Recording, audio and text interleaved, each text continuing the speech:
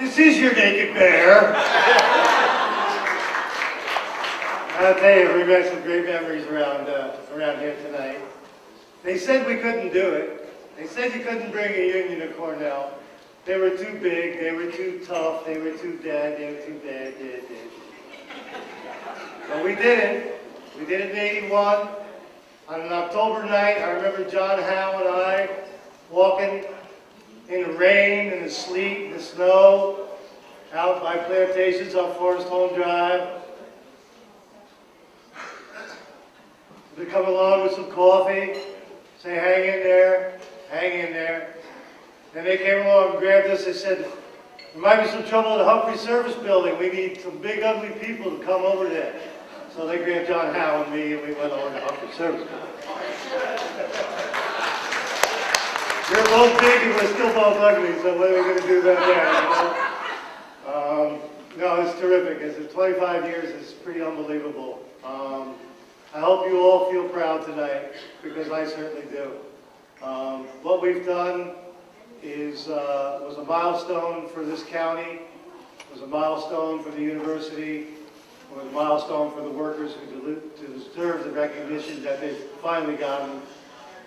I remember early on, one of the things that inspired me was this tiny little 5-foot-tall custodian lady, and she said to me, I work at Baker Hall on the 4th floor, and I want you to come see my bathrooms. I want you to come see my toilets. Because she was so proud that every day her bathrooms and her toilets, when she left at the end of the day, were sparkling clean. And that's what it's all about. It's about being proud. It's about being deserving of what you do. And each and every one of you better be proud. And each one of us should be thankful for the union that came here in 1981 and still exists. Just the grievance procedure, as you'll see in the magazine, just the grievance procedure is worth every single contract we have, because we have a voice. We have a way to say, you're doing us wrong.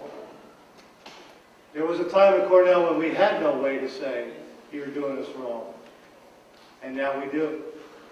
And it's because of people like myself, people like Al Davidoff, Mark Hall, John, Diane, the list goes on and on and on. Al Reed. I can't even tell you all the names. There was not enough time in the evening to do that. So be proud of your union and take part in your union, because it's important. It's important we support each other. It's important that we have pride. It's important that we do the jobs that we do, and we do them with pride. My favorite remembrance of when I've talked in front of you before is when I talked to James Law Auditorium.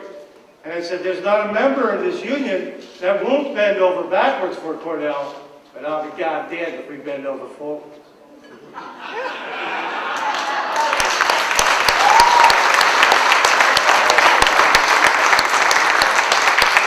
So enjoy tonight. Enjoy the history we've made here. I hope we go on for another 25 years. And when I become room temperature, I can smile and say, I had a little part in helping to make all of us have the dignity and the justice that we deserve. Because we do deserve it. We all deserve it. There's no question about it. So I'm done now, and I'm going to introduce to you a man that brought this to us. He was just a youngster, as I recall, a little dark-haired boy. Came out of Cornell, not law school, but industrial labor relations and stuff. And I can remember the first meeting that he said, after we won the right to be represented by the UAW, my brothers and sisters, and at that point in time I wasn't so strong. I wasn't so sure that what we had done was really what we had done. And he showed me through the years, as he showed many of us, that what we did was right, what we did was true. And what we did was for me, and what we did was for you. And I'd like to proudly present to you Mr. Al Davidoff, President of the UAW.